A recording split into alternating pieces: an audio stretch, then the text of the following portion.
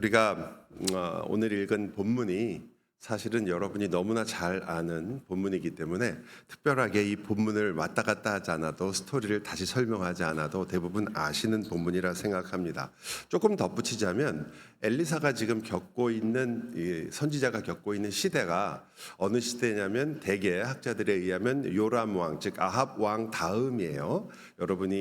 우리가 모두가 굉장히 미워하는 그 아합과 이세벨 그 다음 왕이고, 그리고 지금 이 아람이라는 나라에서 이 모든 일이 시작되는 그런 상황입니다.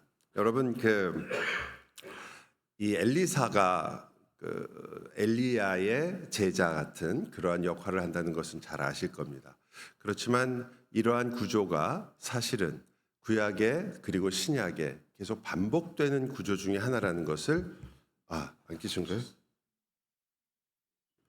이렇게 해도 소리가 나가길래 저는 안 들리시면 말을 하시죠. 그냥 거저 드시려고 그러세요, 다들. 그래서 엘리사가 좀 처음부터 다시 해야 되는 건가? 그 엘리사가 섬기던 그 북이스라엘 그 나라에는 요람 왕, 그리고 아람에는 아마 베타단 2세일 거예요. 정확하게 왜 그렇게 베타단 2세가 있던 죄송합니다. 아수르가 베타단 2세고 이쪽 아람 왕은 아마 그 시대 아수르가 베타단가 했던 그 시대니까 그 왕들의 시대가 어쩌면 아수르가 굉장히 강성해지기 시작하던 그런 시대입니다. 나아만이 왜 큰 용사고 큰 사람이라고 불리우냐면 아마 그 아수르로부터 아람을 구원한 사람일 가능성이 아주 큽니다. 하지만 이 본문은 우리들에게 이 본문을 대하는 아주 어려운 질문을 먼저 던집니다. 1절을 여러분 한번 보세요. 1절 보면 여기 아람 왕의 군대 장관 나아만은 그의 주인 앞에서 크고 존귀한 자니 이는 여호와께서 전에 그에게 아람을 구원하게 하셨음이라. 이스라엘을 구원한 이야기가 아니에요. 아람을 구원했는데 여호와께서 구원하게 했다 이렇게 말합니다. 그러니까 지금부터 있을 이야기는 나아만과 선지자 엘리사만의 이야기가 아니라 이 이야기의 가장 근본적이고 확실한 주인공은 누구라는 거예요? 여호와 하나님이시라는 거죠. 여호와 하나님께서 아람을 지금 구원하신 이야기로, 그것도 나아만을 사용해서 구원한 이야기로 이야기를 시작하는 것은 여러분이 이 이야기의 주제가 간단하지 않다는 것을 보여줍니다. 또 하나 이 이야기의 주제가 어려운 것은 엘리야와 엘리사의 관계 때문에 그렇습니다. 아까 처음 시작하다가 마이크 관계로 잠깐 끊어졌었는데요. 구약에는 모세 다음엔 누가 있죠? 여호수아. 지금 아직 12시가 되지 않았기 때문에 여러분은 어쩔 수 없이 오전에 가장 좋은 시간에 머리를 쓰셔야 합니다. 혹시 들어오실 때 파킹랏에서 잠시 뇌를 놓고 가신 분은 다시 한번 잘 생각을 하셔서 가져오시기 바래요. 자, 다시 한번 여쭤볼게요. 모세의 다음 사람이 누구였죠? 그렇게 잘하실 거면서 왜? 그 다음 엘리야는 엘리사. 근데 모세하고 엘리야는 굉장히 유명하죠. 왜 유명하죠? 나중에 신약에 한번 나오잖아요. 누구랑? 예수님하고.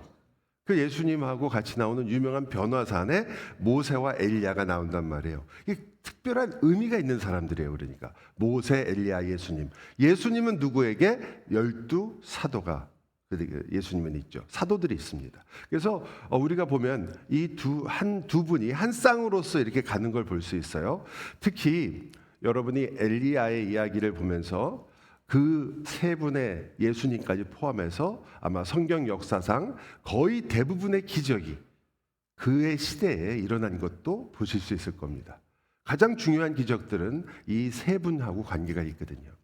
그리고 이 세 분을 우리가 추적하는 이유는 이 세 분이 가지고 있는 관계와 내용이 아주 재미있기 때문입니다. 하지만 오늘은 제가 그것을 시작하게 되면 아마 서론하다가 끝나기 때문에 엘리야와 엘리사에 좀 집중을 하려고 그래요. 엘리야가 엘리사에게 그 모든 것을 넘겨주고 그가 이제 하늘로 올라갔죠. 그리고 엘리사가 그 모든 것을 받고 시작합니다. 근데 엘리야의 이야기는 갈멜산 때문에 가장 유명합니다. 갈멜산에서 여호와와 그리고 850명의 그 바알과 아세라 선지자들이 섬기던 그 우상과의 대결 장면이 너무 드라마틱하니까 우리는 하나님과 그 우상들의 대결을 가장 중요하게 생각하곤 합니다. 그러나 여러분, 성경은 과연 바알과 아세라를 하나님하고 대적할 만한 신으로 그렇게 생각할까요? 여러분 어떠세요? 성경에는 바알과 아세라는 사실은 아무것도 아닙니다. 여러분, 우상이란 말 아시죠? 우상의 우자가 무슨 우자인지 혹시 아세요?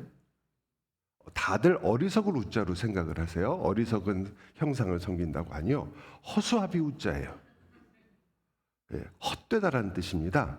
헛된 상이라는 뜻이에요. 즉 아무것도 아니다라는 뜻이거든요. 우상이. 그 하나님과 아무것도 아닌 것을 대결 구도로 만든 건 우리들입니다. 하나님은 그걸 대결 구도로 생각하지 않으시죠. 심판하시겠죠. 그죠? 그럼 하나님은 대결 구도가 아니에요. 근데 우리가 볼 때는 멋있는 장면이니까 그렇게 생각하지만 사실은 조금 어렵겠지만 여러분이 갈멜산이라는 곳에서 일어났던 사건이 가지고 있는 독특한 점이 어디에 있냐면 북이스라엘에는 성전이 없다라는 데서 조금 힌트를 얻으셔야 됩니다. 남유다에는 예루살렘에 성전이 있었습니다. 북이스라엘은 그래서 그 당시 여로보암 왕이 처음으로 북이스라엘을 세우면서 베델하고 단에다가 금송아지를 가지고 제단을 쌓았습니다. 그것 때문에 두고두고 북이스라엘은 하나님께 계속해서 꾸지람을 듣습니다. 그래도 그걸 갖다가 버리질 못하고 끝까지 가죠. 이 제단을 세운 것을 하나님께서 분명히 잘못되었다. 왜냐하면 예루살렘에 뭐가 있으니까요. 성전이 있으니까. 그런데 오늘 갈멜산이 북이스라엘 땅이에요. 거기 뭘 세운 거예요? 엘리야가 제단을 세웠어요. 하나님께서 기뻐하실 일이에요? 안 된다. 너 지금 싸우려면 밑에 내려가서 여호와의 성전 앞으로 가라. 어느 게 맞는 것 같아 보이세요? 생각하기조차 싫으세요? 이 사건은 그래서 아주 재미있는 사건입니다. 성전이 없는 북이스라엘, 그곳에 제단을 쌓았던 여로보암의 제단이 아니라 엘리야를 통해서 쌓은 그 제단은 우리식으로 말하면 모빌 템플이에요. 움직이는 성전인 거죠. 그래서 많은 성경 신학자들이 엘리야가 쌓은 제단을 이동 성전이다 이렇게 많이 불러요. 이동 성전이란 말은 그곳에 하나님께서 임재하시더라 이거예요. 맞죠? 그때 임재해가지고 사건 터졌잖아요. 그때 엘리야가 능력이 있어서 된 게 아니라 하나님이 임재하시니까 이 모든 일이 일어났단 말이에요. 그래서 여러분이 지금 엘리야와 엘리사에 있어서 연관성이 있다면 엘리사도 이 성전과 관계된 일들을 하고 있을 것이다라는 걸 생각하셔야 돼요. 제가 엘리야를 다루는 게 아니기 때문에 엘리사를 넘어와야 되는데 엘리사도 이동 성전의 역할을 하고 있다는 걸 여러분에게 빌드업 하려고 좀 설명을 드린 거예요. 자, 우리가 다시 이제 엘리사로 돌아오겠습니다. 이 사건이 단순한 사건이 아닌 것은 첫 번째, 여호와께서 아람을 구원하셨다는 데 있죠. 또 하나는 엘리야와 엘리사가 가진 독특한 의미가 있기 때문에 나아만이 걸렸다고 하는 나병은 아람에서는 불치의 병이고 그리고 이건 저주받은 병이라는 생각은 있지만 절대로 부정한 병은 아닙니다. 나아만은 부정한 사람이 아니에요. 아람에서는 당연히. 하지만 그가 가나안으로 들어오게 되면 어떤 사람이 되나요? 부정한 사람이 되죠. 하나님 앞에 나와서 고치려고 하면 그때부터 부정한 사람이 되는 겁니다. 이러한 것들을 보면 죄송해요. 이 중요한 순간에 목사님 몇 시까지 끝내야 되는 거죠? 제가 시계를 보고도 모르겠는데 12시 반인가요? 12시 20분인가요? 12시 35분까지 드리겠습니다. 예. 제가 굉장히 노토리어스합니다. 예. 왜냐하면 설교하다가 설교에 제가 여러분은 이해가 안 가시겠지만 훌륭한 목사님을 모시고 계시니까 저는 설교하다가 제가 은혜를 받고 제가 좋아가지고 막 그냥 끝까지 가는 경우가 많이 있어요. 어쨌든 제가 시간을 받았으니까 그 안에 설명을 좀 줄이려고 합니다. 그 엘리사가 가지고 있었던 그 독특한 점을 여러분이 생각해 보시면 지금 스토리가 나아만이라는 사람이 이 안으로 들어온 것은 성전을 만나러 들어오는 이야기가 되는 거예요. 그리고 그래서 7번 물에 씻으라는 말은 바로 정결 예식이 되는 겁니다. 레위기에 나온 정결 예식 그대로거든요. 사실 단지 성전에서 제사장이 새하고 물하고 섞어서 뿌리는 것만 다를 뿐이지 물에 7번 들어가듯이 7번 뿌리는 게 똑같단 말이에요. 그러니까 나만의 병이 나았다는데 우리는 관심이 많지만 사실 이 스토리의 중심 속에는 부정한 것을 거룩하게 하는 내용이 들어있는 거예요. 그리고 나아만이 여기까지 오는 동안에 2명을 저는 중요하게 여기고 1명을 빌드업으로 생각하는데 1명은 한 어린 소녀입니다. 그 어린 소녀는 그냥 나타난 게 아니라 분명하게 성경이 얘기하기를 납치를 당했어요. 그냥 전쟁 포로도 아니에요. 납치를 약탈하다가 납치해 온 한 소녀입니다. 그 가정이 풍지박산이 났겠죠. 그리고 그곳에 와서 어떤 역할을 하게 되냐면 그 나하만 장군의 아내의 여종이 됩니다. 자유로웠던 한 아이가 이제 종이 돼버린 거예요. 여러분 그냥 우리가 성경을 읽으니까 그렇게 됐구나 하지만 생각해 보면 인생이 닥칠 수 있는 최악의 사건 중에 하나가 닥친 겁니다. 갑자기 잘 부모님과 행복하게 살던 한 소녀가 약탈하기 위해서 온 아람 군대들이 그 동네에 있는 모든 걸 다 뺏어가지고 가면서 자기도 납치를 해온 거예요. 부모들이 죽었을 가능성이 가장 높죠. 그런 이 소녀의 마음으로 여러분이 나아만 장군의 그 가정에 종으로 들어가면 여러분은 무엇을 생각하시겠습니까? 그냥 인지상정으로 생각해 보세요. 상식적으로. 뭘 생각할까요? 여러분 같으면 원수를 갚을 마음을 가지겠어요? 아니면 내가 납치당했고 내 자유를 다 뺏겨서 종이 되었으니 이제부터 오로지 나만 장군만 섬기겠나이다. 어느 것 같으세요? 우리가 서로 예수 믿는 게 참 은혜예요.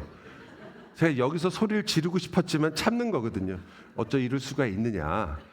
어려운 질문도 아닌데. 여러분 맞아요. 너 당연히 다 아시겠죠. 말씀을 안 하실 뿐이지. 왜냐하면 뻔한 질문을 왜 하냐 이런 거죠.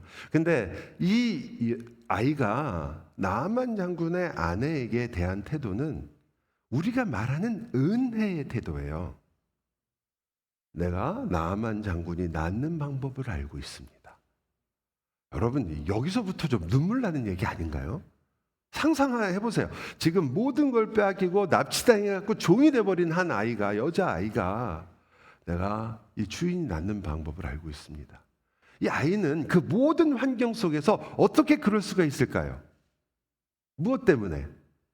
그녀가 알고 있던 복된 소식 때문입니다.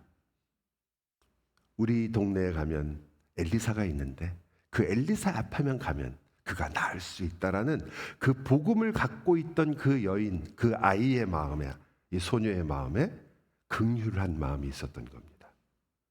여러분, 우리가 인생이라는 게 어떤 일을 언제 만날지 몰라요.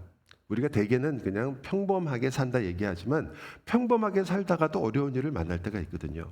저도 박 목사님하고 비슷한 시기에 교회에 그 부임을 해서 저도 한 거의 30년 가까이 한 교회에서 섬기고 있어요. 수많은 일들이 있었고 또 저는 워낙 보시면 아시겠지만 키 큰 것 외에는 아무것도 없어요. 그것도 제가 이 열린 말씀 할 때마다 그거 하나로 밀었었는데 얼굴은 안 되잖아요. 노 목사님 계시니까. 그래서 어쩔 수 없이 키로 밀었는데 조 목사님이 갑자기 이번에 오시는 바람에 그것도 아무 소용이 없게 됐어요. 이제 어떻게 해야 될지. 그런 데서 목회를 30년 하니 교인들이 얼마나 고생했겠어요. 예? 저는 물론이고. 근데 어려운 일들이 많이 있었습니다. 저희 교회를 살리고 저를 살렸던 게 뭘까요? 여러분 어떻게 생각하세요? 그때마다 지혜롭게 잘하고 기도를 열심히 하고 그게 아니라 복음이었습니다. 그 어떤 일이 있지만, 그리고 어떤 사람이 상처를 입었고 아팠지만, 그리고 어떤 때는 우리가 정말 사랑하던 사람을 잃어버리기도 했지만, 그러나 우리에게 여전히 변하지 않는 것은 복음, 복된 소식이 있었거든요. 이 어린 소녀는 그 복된 소식을 갖고 있었기 때문에 긍휼을 베푸는 자가 됐던 거죠. 그리고 그 어린 소녀의 가치는 그가 어리다는 것이나 혹은 나아만 장군의 아내에게 용감하게 말한 데 있지 않습니다. 여러분 아시잖아요. 예수님 앞에 갔던 그 오병이어를 가지고 있던 한 소년.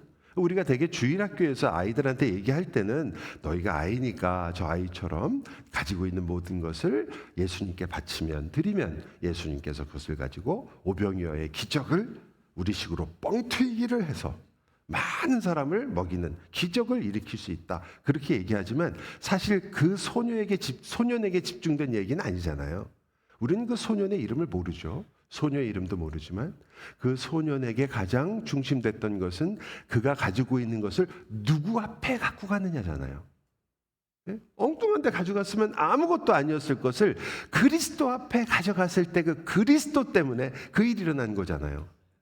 동의를 안 하시는군요. 예. 어쩌면 저희 교회랑 이렇게 똑같으세요. 어쨌든 이 소위 말하는 개혁 신앙을 외치는 모든 교회들은 아주 깊숙하게 회개해야 돼요. 근데 여러분 마음속으로 아멘 하는 거 알아요. 예, 저희가 이 이야기도 마찬가지인 거죠. 그 소녀에 집중하는 게 아니라 어떻게 이 어린 소녀가 크다고 말한 그 나만 장군을 어떻게 이렇게 낮게 했을까가 아니라 그녀가 무엇을 가지고 있었던가, 거기에 있었던 거죠. 하지만 이야기는 사실 거기서 끝나지 않고 두 번째 이야기로 넘어갑니다. 두 번째 주인공은 사실은 나아만도 아니고 어린 소녀도 아니고 제가 그 요람이 됐을 가능성이 아주 높은 이스라엘 왕입니다. 이스라엘 왕에게 나아만이 큰 선물을 가지고 갑니다. 아까 성경 읽으셨잖아요. 다 기억하시죠? 한번 읽으시면 외우시는 거 아니에요? 그 정도 이야기는 은에다 금에다 들고 갑니다. 가서 이 왕을 만나는데 왕이 뭐라고 하냐면 감사하는 게 아니라 이 왕이 이렇게 얘기를 합니다. 본문에 보면 이 이야기에 굉장히 중요한 내용이니까 우리가 한번 같이 찾았으면 좋겠어요. 7절 말씀입니다. 7절 같이 한번 읽을까요? 시작. 이스라엘이 자기 옷을 찢으며 이르되 내가 사람을 죽이고 살리는 하나님이냐? 그가 어찌하여 사람을 내게로 보내 그의 나병을 고치라 하느냐? 너희는 깊이 생각하고 저 왕이 틈을 타서 나와 더불어 시비하려 함인 줄을 알리라. 여러분 이거 읽으시다가 만약에 지금 한 목사가 바로 이 이야기를 하려고 하는구나 라고 하시면 여러분 심각하게 웨스트민스터 신학교에 등록할 거 생각하셔야 돼요. 이걸 읽으시고 그게 깨달아지셨으면 여기서 제가 관심이 있는 부분은 이 왕의 말입니다. 뭐라고 말하냐면 내가 하나님이냐, 내가 사람을 죽이고 살리는 하나님이냐라는 말이에요. 이 말은 이 말만 띄워놓으면 정확한 지식이죠. 사람을 살리고 죽이는 것은 정확한 지식입니다. 다시 말하면 어린 소녀는 빌드업이고요. 이 왕은 어린 소녀와 반대의 길을 가고 있어요. 어린 소녀는 자기가 가지고 있는 복음이 힘이 됐는데 이 이스라엘 왕도 정확한 교리적 지식을 갖고 있었습니다. 사람을 죽이고 살리고 생사 화복은 누구에게 있다? 거기에 손들고 반대하실 분 아무도 없어요. 그런데 그가 옷을 찢으며 말하기를 그런데 왜 나한테 와서 살려달라고 하느냐 얘기해요. 그럼 우리는 그렇지 그게 맞는 말처럼 들리지만 조금만 생각해 보세요. 그러면 하나님한테 기도하거나 외치거나 엘리사에게 보내야 될 거 아니에요. 그죠? 지식을 알고 있는데 교리를 알고 있는데 이 교리가 아무 힘이 안 돼요. 이게 이스라엘 왕의 특징이거든요. 여러분 교회에서 많이 배우시잖아요. 성경 많이 읽지요. 우리가 심지어 기도도 하고 여러분 신앙 고백도 합니다. 그런데 제 인생도 그렇고 많은 제 주위에 있는 분들도 보면 막상 일이 닥칠 때는 예수가 힘이 안 돼. 힘이 안 돼요. 그때는 어디로 돌아가요? 다시 내가 어떻게 하면 될 것인가로 돌아가요.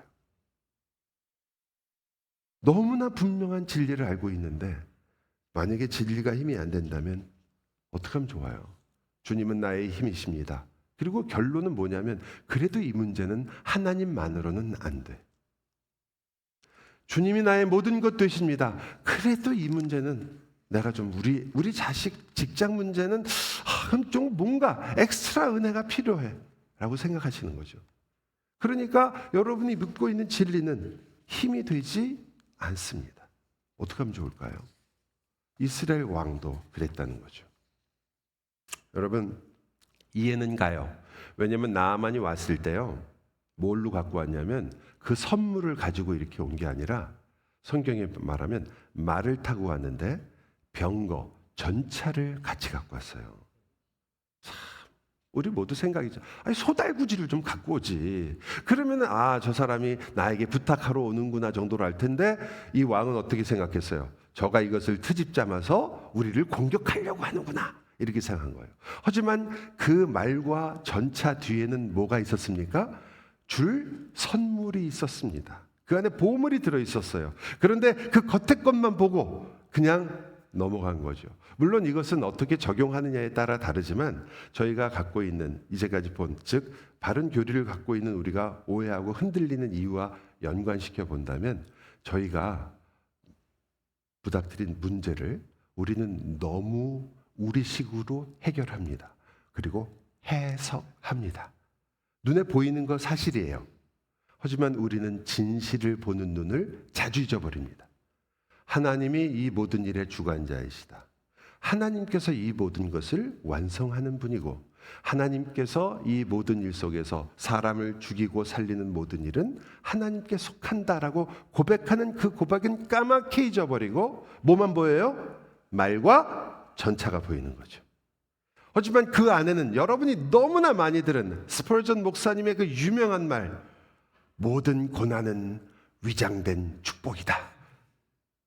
지금 말과 전차로 위장한 것처럼 그 위장된 그거밖에 갖고 올 게 없었으니까 그렇게 왔겠죠. 근데 여러분 이것이 우리의 인생 속에 일어나는 일에서도 우리가 놓치는 거지만 인간 관계 속에서도 마찬가지인 것 같아요. 여러분 우리가 되게 실망하고 속상한 것은 가장 가까운 사람이죠. 저도 이 교회, 저희 교회에 있지 않고 이 교회에 있으면 이 교회에서 제가 제일 가까운 사람은 박 목사님하고 노 목사님이나 뭐 조 목사님은 이제 저는 치우려고요. 너무 키가 크니까. 그런데 다른 분이 얘기하는 거 별로 신경 안 쓰지만 박 목사님이 저한테 좀 설교가 왜 이렇게 기냐, 좀 짧게 해라. 그럼 어떻게 되겠습니까? 당연히 마음에 상처가 되죠, 그죠? 아니신 것 같은데?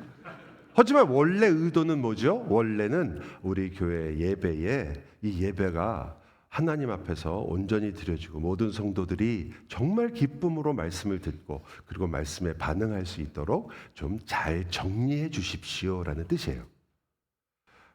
딴 데 여러 군데 좀 다니지 말고 다 잘 정리해서 알아듣기 쉽게 짧게 얘기해라. 그렇게 왔다 갔다 안 해도 되지 않냐 이런 뜻이죠. 하지만 제가 그렇게 듣기가 어렵잖아요. 말과 전차만 보이니까. 그 안에 있는 보물은 안 보이거든요. 그런데 여러분 남편과 아내 사이도 같지 않아요? 어느 아내가 남편이 안 되라고 얘기하겠습니까? 아니에요? 이 집안은 또 다르네? 어느 남편이 아내 망하라고 멸하겠다고 무슨 저주를 하겠습니까? 다 얘기할 때 말하는 본새가 다 말과 전차이긴 해요. 말하는 본새가. 하지만 그 마음은 뭐예요? 당신을 믿고 있습니다. 당신을 사랑하고 있습니다. 그 마음이 다른 사람은 없잖아요. 근데 우리가 들을 때는 어때요? 말과 전차만 보고 그 안에 있는 보물을 발견할 생각이 없어요. 그러니까 우리의 해석은 언제나 어떤 거예요? 찌르러 왔구나라고 생각하는 거죠. 아닙니다. 여러분, 이 모든 일에 우리가 보물을 보지 못하기 때문에 항상 우리가 이 문제에 있어서 흔들리고 쓰러지는 때가 너무 많아요. 그러니까 여러분이 어떤 설교를 듣든지 혹은 성경 공부를 하든지 말씀을 듣든지 기도를 하든지 형제 자매들과 교제를 할 때 그 말만 보지 마세요. 저거는 지금 소달구지가 왔으면 좋았는데 하지만 이제 전차를 타고 왔구나. 하지만 그 안에는 뭘 갖고 왔다? 그렇죠. 보물을 갖고 왔어요. 여러분 옆에 있는 모든 분들은 다 보물을 가진 분이거든요. 그러니까 이런 때 빨리 눈치채고 아멘을 해야 자기 거. 서로 아니라는 것 같아요. 정말 여러분 성경이 얘기하잖아요. 너희는 그 안에 뭘 지녔으니? 보물을 지녔는데 누구라고 그래요? 예수 그리스도를 지녔다고 얘기하죠. 여러분 다 보물을 지닌 사람이에요. 그거를 가져가는 방법은 우리가 잘 몰라요. 경험이 필요하고요. 그리고 어떤 때는 그것을 잘못 전할 때도 있고 어떤 때는 그래요. 하지만 여러분 마음, 어르신들은 그래서 옛날에 그런 말 많이 했어요. 야 정말 내 가슴이 버선발이면 좋겠다. 좀 까보이게, 응? 확 까보이게. 왜냐하면 마음을 너무 이해를 못 해준다고. 하지만 앞으로는 그냥 그렇게 생각하지 마시고 오늘은 달구지를 타고 온 보물이구나. 좀 부드러울 때 오늘은 또 저 병거 전차를 타고 온 보물이구나. 이렇게 생각하시는 거죠. 그래서 이게 이스라엘 왕의 이야기에서 당연히 나아만의 이야기가 마지막 이야기죠. 나아만은 어떤 일을 하고 있냐면 자기가 지금 성전 앞에 부정한 자로 나가고 있는데도 하나님께서 엘리사를 통해서 정결하라고 얘기하는 걸 뭘로 받냐면 지금 하나님이 너 정결해라고 한 거를 우상으로 받아요. 어떻게 받느냐? 아니 나는 그가 나와가지고 손이라도 좀 흔들고 깨끗해지라고 기도라도 해줄 줄 알았다. 주술하는 걸로 보는 거예요. 왜냐하면 그는 그거밖에 본 것이 없으니까. 그는 나아만은 지금 아직 복음의 능력과 복음을 체험하지 못한 사람이 분명합니다. 이스라엘 왕은 알고 있는 사람인데 그것을 자기의 삶에서 누리지 못하는 사람이라면 나아만은 모르는 자가 왔는데 그는 지금 우상 방식으로 하나님 앞에 나온 사람하고 비슷합니다. 여러분이 이 셋 중에 하나도 안 걸릴 것 같지만 셋 다 걸려요. 특히 나아만은 잘 걸립니다. 교회에 오면요, 여러분이 가지고 있는 마음 가운데 너무나 많은 마음들이 솔직히 이게 지금은 정말 하나님께 나온 것인지 우상인지 헷갈릴 때가 많이 있거든요. 어느 교회에서 참 권사님이 훌륭한 권사님이신데 너무 어려운 일을 많이 당하는 거예요. 그분도 이제 오늘 찬양대도 그렇지만 찬양대에서 찬양하시고 그러신 분인데 너무 어려우니까 주위의 친구들이, 안 믿는 친구들이 이분을 데리고 점을 치러 가신 거야. 아니면 반대, 나 안 가, 그런 거 안 가. 그런데도 막 친구들이 막 그냥, 하나님한테 물어봤어? 기도해야지. 뭐라고 하셔? 아직 응답, 거봐, 나를 따라가. 이 사람은 그냥 얘기해줘. 이 사람은 데리고 가는 거예요. 끌려갔어요. 좋으신 권사님이신데 끌려가서 얼굴을 찌푸리고 앉아있는데 이 점치는 분이 딱 점을 치시다. 어이구, 큰 신을 모시는 분이네요. 점괘가 안 나옵니다. 그래갖고 이 권사님이 그 다음 주에 오셨는데 막 너무 기쁘신 거예요. 막 찬양대원 붙잡고 내가 점집에 갔는데 말이야, 그 점치는 사람이 나보고 큰 신, 하나님을 섬기는 신이나 점괘가 안 나온대. 구원의 확신을 어디서 받는 거예요 지금? 물론 이런 극단적인 경우가 여기에 있겠습니까마는 여러분과 제가 예수 믿는데 이 세상에 정말 그 목사들도 점점 무당돼 가는 거죠. 왜냐면 와서 그렇게 빌고 해달랬는데 목사들 마음이 약하니까 어떻게 해요? 빌고 그러는데 그냥 하나님 좀 봐주시던지 어떻게 좀 저를 위해서라도. 여러분, 나아만이 지금 오는 그 이야기는 성전 앞에 오는 이야기고, 그래서 하나님께서는 그를 부정한 자가 아니라 정결한 자로 만드는 거니까 병이 나는 것보다 뭐가 더 중요해요? 그가 부정하지 않고 정결한 자가 되긴 중요한 거죠.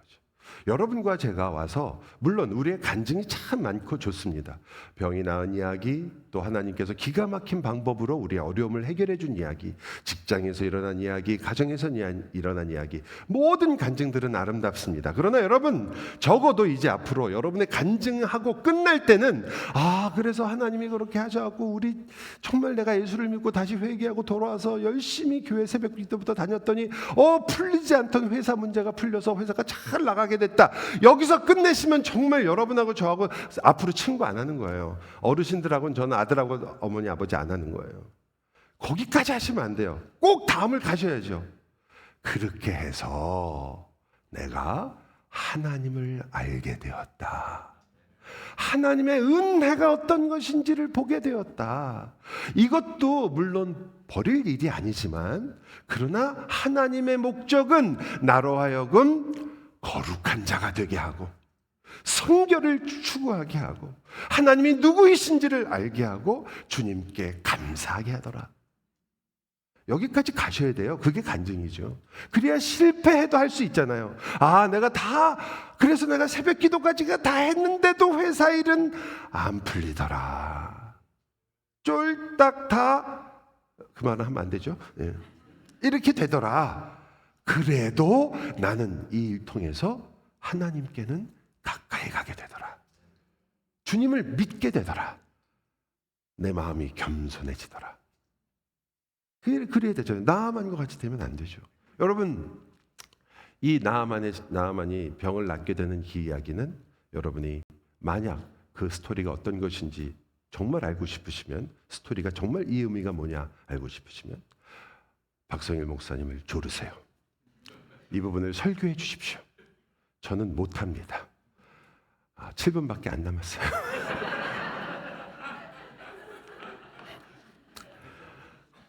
나아만은 지금 사실 하나님보다 자기가 우상을 가지고 함으로써 하나님보다 더 지혜로운 자가 되려고 하는 겁니다. 내 방식이 옳다거나 내 방식을 의지하려고 하는 거죠.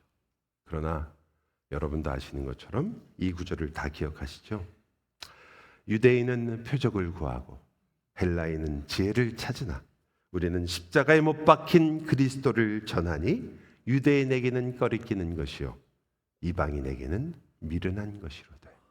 복음은, 예수는, 하나님의 능력은 처음에 그렇게 멋있어 보이지만은 않아요. 어떤 때는 어리석어 보입니다. 십자가가 어떻게 이렇게 멋있고 빛나겠어요? 저주받은 자들이 가는 곳인데. 그런데 그곳에서 구원이 일어난 거 아니에요? 나만도 그렇게 보였겠죠. 아니, 우리 아람에 있는 강이, 요단강은 정말, 요단강 가보신 분들은 아시겠지만 이게 졸졸 흐르는 시냇물이잖아요. 건기에는, 우기에는 조금 물이 있어도 건기에는 무슨 예수님이 거기 들어가셨다 해서 우리는 뭐 한강을 생각하는데 한강 같은 강이 아니잖아요.